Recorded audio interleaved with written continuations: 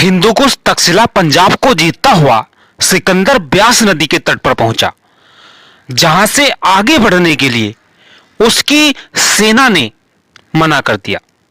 सिकंदर के लाख समझाने के बाद भी सिकंदर असफल रहा और उसको वहीं से अपना विश्व विजय अभियान बीच में छोड़कर हताश निराश होकर वापिस अपने देश यूनान लौटना पड़ा, जहां रास्ते में ही ईरान के सरसा स्थान के आसपास उसकी मृत्यु हो गई और मात्र 32 वर्ष की उम्र में सिकंदर मर गया।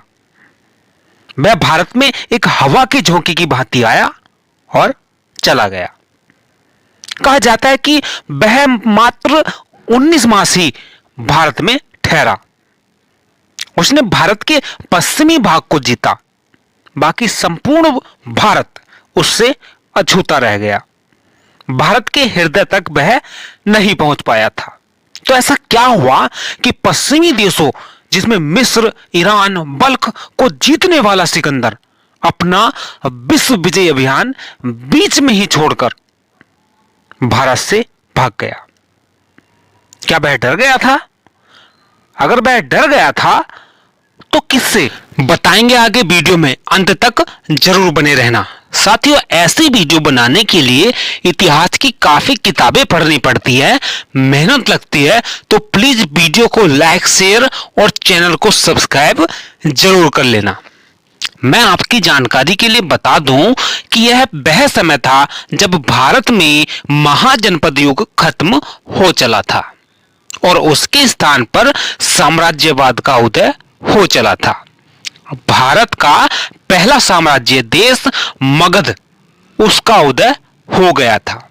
मगध के ध्वज तले पूर्व के कई राज्य एकत्रित रहते थे और मगध जनपद से हटकर मगध साम्राज्यवाद यानी कि मगध साम्राज्य बन गया था, लेकिन पश्चिम तक नहीं पहुंच पाया था। पश्चिम में अभी भी छोटे छोटे राज्य थे जो आपस में ही लड़ते झगड़ते रहते थे, छोटी छोटी बात के लिए एक दूसरे से लड़ते रहते थे, उनमें एकता न थी। इसीलिए सिकंदर वहां बड़ी ही आसानी से जीत गया और ऐसी स्थिति में किसी भी बाहरी दुश्मन का जीतना आसान है, क्योंकि कुछ भारतीय राजाओं ने भी उसका साथ दिया, जिनमें तक्षशिला का राजा अंबी, हिंदू कुश का राजा शशिगुप्त शामिल था। उन्होंने सिकंदर का साथ दिया और भारत पर आक्रमण करने का न्योता भी दिया। साथ ही अपने सैनिक भी सिकंदर की सेना में शामिल किए। इतना सब कुछ होने के बाद भी सिकंदर की सेना डर गई और ब्यास नदी से आगे बढ़ने से इनकार कर दिया और यहीं से ब्यास नदी से सिकंदर को अपना विश्व विजय अभियान बीच में छोड़कर वापस अपने देश यूनान लौटना पड़ा। साथियों, वैसे तो कई वजह इसके पीछे बताई जाती हैं, जिनमें प्रमुख वजह मैं आपको बताने वाला हूं, लेकिन एक वजह मेन है।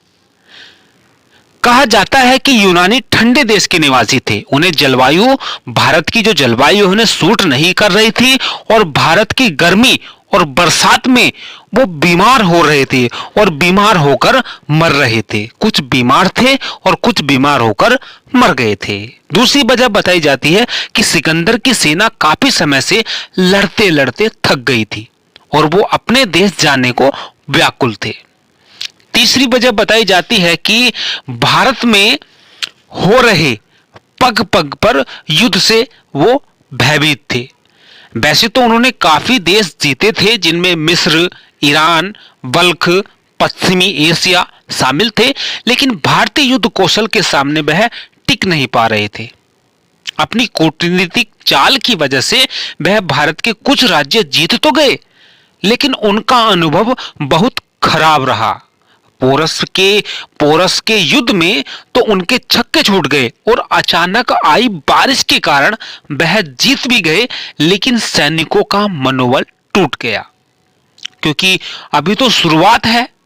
यूनानी लेखक एरियन ने लिखा है कि एशिया में बसने वाली सभी जातियों में भारतीयों की युद्ध कला सबसे आगे थी और भारतीयों की इन युद्ध कला को देखकर सिकंदर की सेना जवाब देने लगी थी। विद्वानों ने चौथा कारण महत्वपूर्ण बताया है और ये चौथा कारण ही है जिस वजह से सिकंदर और उसकी सेना भारत से वापस चले गए थे, अपना विश्व विजयी अभियान बीच में ही छोड़कर। चौथा कारण सबसे महत्वपूर्ण जान पड़ता है। कहा जाता है कि जब वह सिकंदर की सेना राम भरोसे पुरु की सेना से जीत गई तो उन्होंने भारत में आगे बढ़ना शुरू किया, किंतु जैसे जैसे वो आगे बढ़ते जाते थे उनको मगध साम्राज्य के बारे में जानकारी मिलनी शुरू हो जाती थी, उनको सुनने को मिलता रहता था, क्योंकि मगध की सेना पुरु की सेना से कई गुना ज्यादा और बलशाली थी। बताया जाता है कि मगध उस समय एक साम्राज्य हुआ करता था जिसमें कई छोटे छोटे राज्य सम्मिलित थे। उस समय मगध की गद्दी पर नंद वंश का शासक धनानंद विराजमान था। कहा जाता है कि नंद वंश एक शूद्र वंश था। नंद वंश का पहला शासक महापद नंद था, जो एक नाई का पुत्र बताया जाता है।